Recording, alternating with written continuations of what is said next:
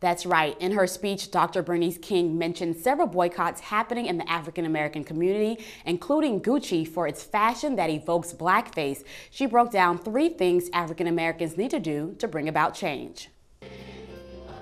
Dr. Bernice King was only 5 years old when her father, Dr. Martin Luther King Jr., was assassinated. If the story had to happen exactly like it did, if my father had to be assassinated all over again, I would want it to happen, because that bullet is still transforming our world.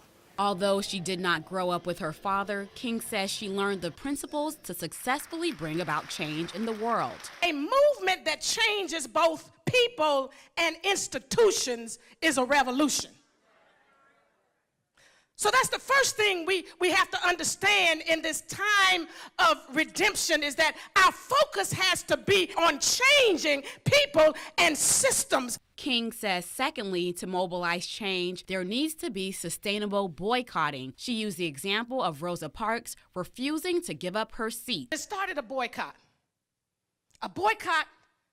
that lasted 381 days. How in the world were they able to sustain a boycott for 381 days?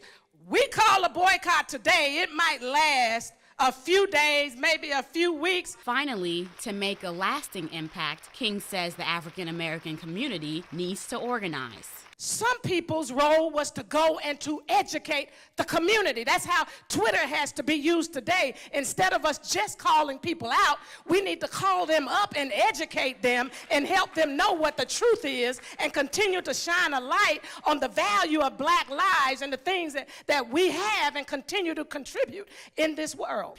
Dr. King says the purpose of a boycott under her father's nonviolent philosophy is not to put people out of business, but to put justice in business. Putting the Valley first, Rebecca Petit, WCDX News.